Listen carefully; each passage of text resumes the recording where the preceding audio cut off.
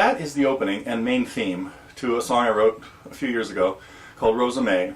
That was, I was trying to capture a scene that really that kind of haunted me, so to speak.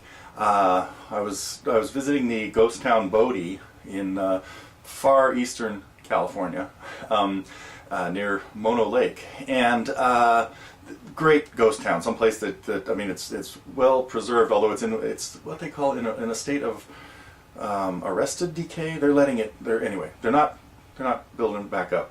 Anyway, and as I record this, as I shoot this video here in December, we have weather here in California that is like Bodie was a very unfriendly place in the winter, but it was a booming mining town in the late 19th century, mid to late 19th century. Anyway, the song, we're going to look at this in a couple of, I guess I better tell you a little bit more of the story of the song, but I've told it in a lot of other places before.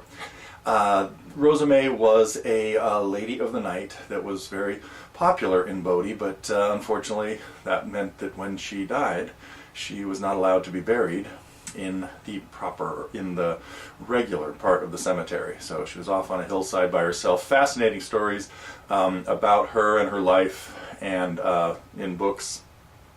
Maybe I'll share some of those with you a little bit later in other spots. But okay, because I really want to get to the song and talk about what we're going to try to do here.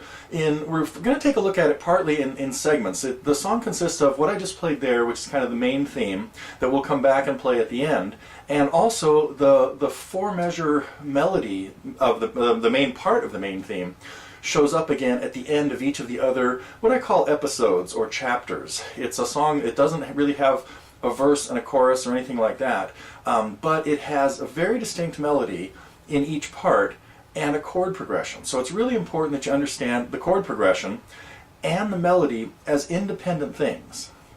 And so I've included all of the music to the whole thing, even though I only played one part of it here, because what I'd kind of like you to do is scope it out, play through the other parts, and make sure you know what the chord progression is, and make sure you have the melody separated from that. So in the music, all of the melody notes are written with stems up. All of the accompaniment notes are written with the stems down.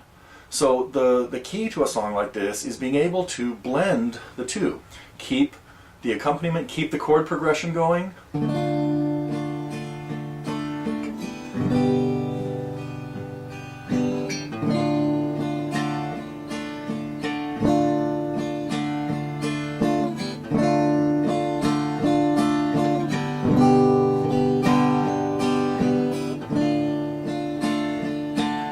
So that was the second line, was a repeat of the first. The third line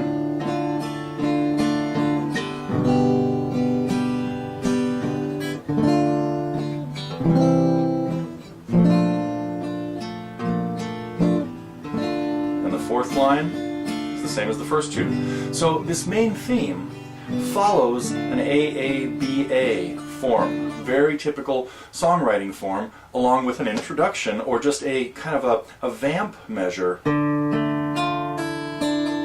just a little arpeggio over a D minor chord that can be done as many times as you want to set the mood of the song. So in the next segment I'll kind of break down, I'll walk through that part, the main theme, and but first give it a try yourself, having just heard it and just saw the chords. See what you can put together, paying particular attention to bringing out the melody notes.